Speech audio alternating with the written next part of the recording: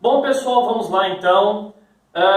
Esse é o conjunto de aulas do segundo bimestre, tá? Então eu estou gravando agora as aulas que são do conteúdo do segundo bimestre, beleza? Vamos aí vendo um pouquinho, vai servir para todo o material que eu estou passando agora, que vai servir agora daqui para frente. Beleza, pessoal? Então vamos para as nossas aulas.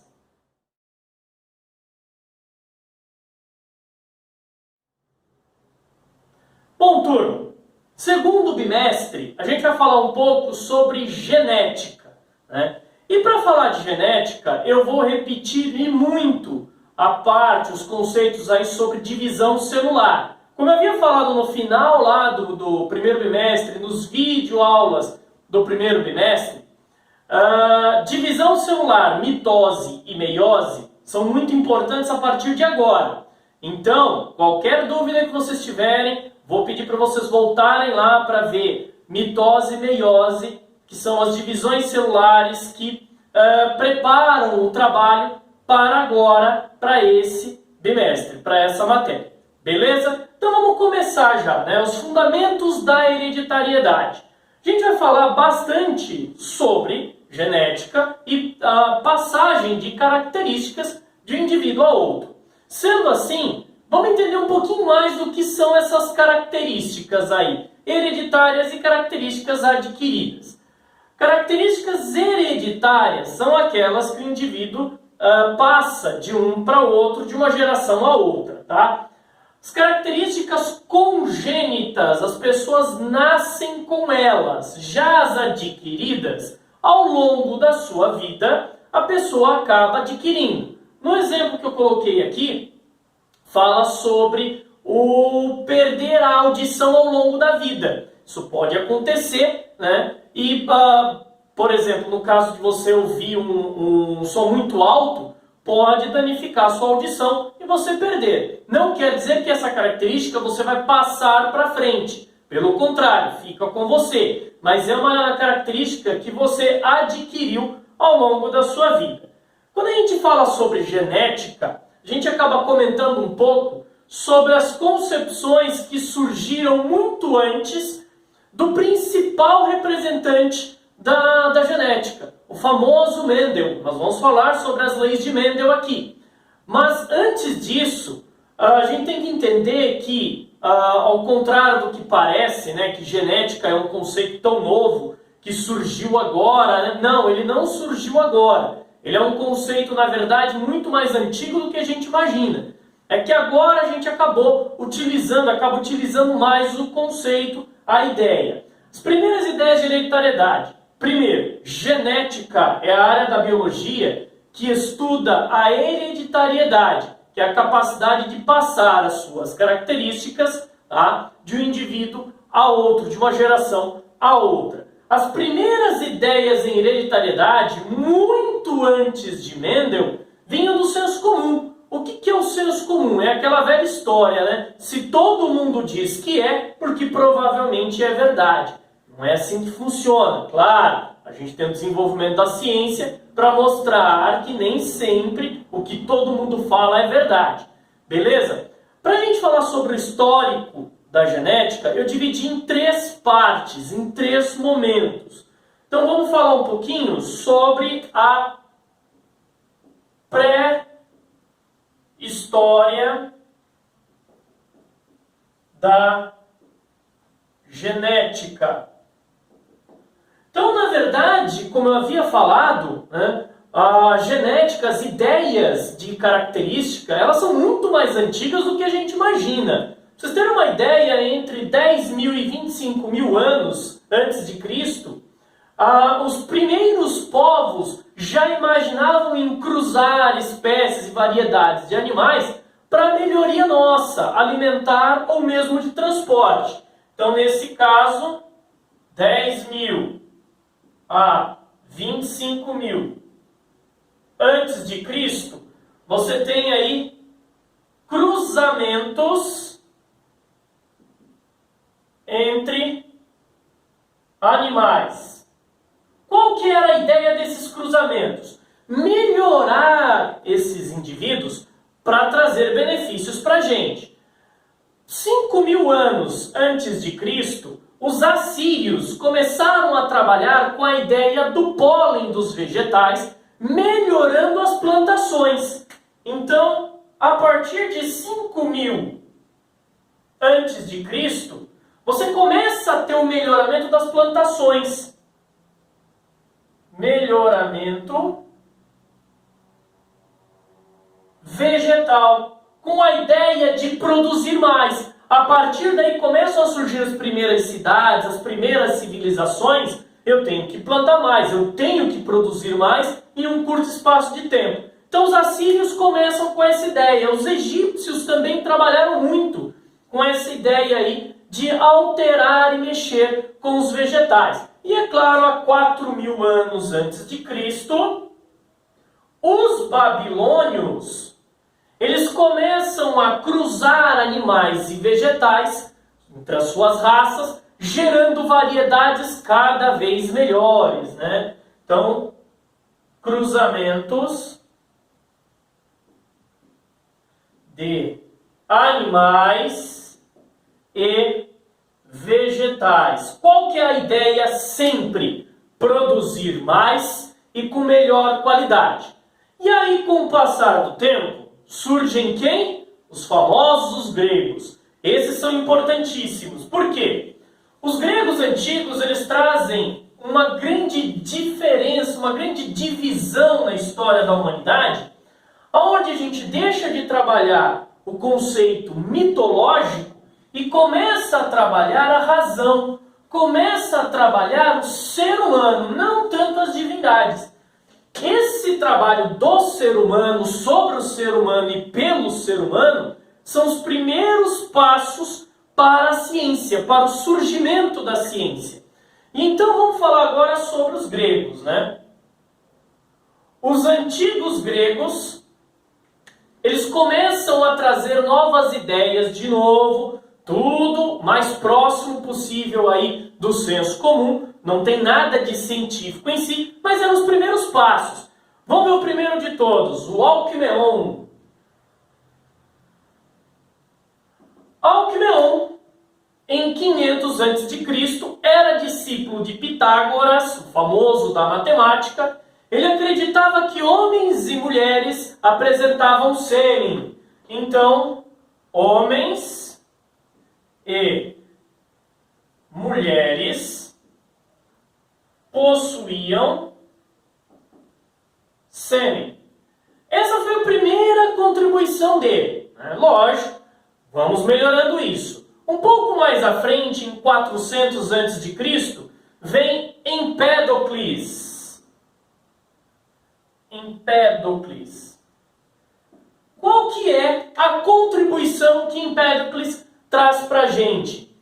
Ele trabalha com a ideia, observando, claro, muitas das vezes quando a gente faz algumas comparações, até hoje, com o ser humano, testes de novos medicamentos, novas vacinas, a gente acaba fazendo primeiro em alguns grupos de animais, para depois fazer esses testes aí em seres humanos. E também, antigamente, observava-se muitos animais e imaginava-se que o que acontecia com eles também acontecia conosco. Então, Empédocles, observando algumas espécies, principalmente de répteis, como tartarugas e jacarés, crocodilos, ele começou a achar que o calor do útero feminino, da mulher, poderia decidir ou determinar o sexo. Então, calor do útero determina o sexo. Então ele acreditava que mulheres que se apresentavam com calor, com útero um pouco mais quente poderiam determinar surgir homens ali. Mulheres com útero um pouco mais frio poderiam determinar ou surgir mulheres ali. Então depende muito. Ele acreditava nisso. Novamente, era mais em cima de senso comum, não tinha nada de ciência especificamente. O próximo a trazer suas contribuições, Anaxágora. Vamos lá. Anaxágora. O que o Anaxágora trouxe para a gente, né? ele corrigiu o que Alquimeon colocou, sêmen somente no homem, mas aí ele vai um pouco mais além, ao trabalhar com anatomia principalmente feminina, ele percebe que a mulher apresenta dois óvulos, dois ovários, um do lado direito e um do lado esquerdo. E ele traz para a gente a teoria da direita esquerda. Ele acreditava que o ovário da direita poderiam surgir homens e o ovário da esquerda poderiam surgir mulheres. De novo, era apenas senso comum. Hipócrates, em 400 a.C. também, Hipócrates, ele traz outra contribuição. Conhecido como pai da medicina, formula a teoria da pangênese. Aqui ficou até um pouco melhor. O que seria essa pangênese? Para Hipócrates, todos os órgãos formariam gêmulas, pequenas bolinhas, que seriam levados para o sêmen, e o sêmen iria juntar essas bolinhas para transformar em um novo indivíduo. Então, o Hipócrates ele reúne um pouco mais de teoria e ele consegue, vamos dizer assim, encaminhar um pouco mais para a área científica. E por fim, o último representante aí, Aristóteles, ele traz a sua teoria das 4 reproduções. Quais seriam a teoria das 4 reproduções? Existiriam 4 tipos de reproduções no mundo inteiro entre os organismos vivos. Uma delas seria a teoria da abiogênese ou da geração espontânea. Essa teoria ela perdurou por muito tempo, mais de 1000 anos, onde dizia que de matéria inanimada poderia surgir matéria viva, né? Então ele acreditava que isso poderia acontecer. Brotamento, dependendo do organismo, você tem um brotamento de um outro ser do lado, né? Reprodução sexuada com cópula e reprodução sexuada sem cópula. Essa era a teoria de Aristóteles. Passado a parte dos gregos, lembrando que as ideias e as teorias de Aristóteles perduraram, até as ideias desses, perduraram por mais de 1000 anos. E aí vem a terceira e última fase da genética, que seria as bases da hereditariedade contemporânea, ou que dá para ser chamado de genética contemporânea. Então esses novos contemporâneos, esses novos cientistas agora, começam a trabalhar com experimentos. E em cima desses experimentos surgem as primeiras teorias genéticas conhecidas. A gente começa a falar sobre genética contemporânea.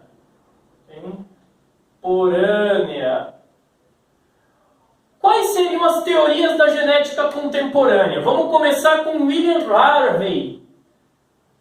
William Harvey, ele traz uma contribuição dando aí, a sua famosa teoria com a frase em latim, ex ovo omni, que quer dizer que todo organismo, todo animal se origina de um ovo, inclusive o ser humano. Ele acredita que até mesmo o ser humano tem a questão do ovo, de uma forma e uma estrutura bem diferenciada. Depois dele, ele traz também a teoria, a possibilidade para o desenvolvimento do ovo após a fertilização. Ele traz 2 caminhos. Esses 2 caminhos foram convertidos em 2 teorias depois. A primeira ideia, todo o material para produzir um novo ser já estaria presente no ovo fertilizado, então eu teria lá um ser já totalmente pronto, ou o material que constitui o novo ser ainda seria produzido. Eu teria uma matéria amorfa, que não teria nenhuma utilidade. Daí surgem as 2 novas teorias, que são chamadas de pré-formismo,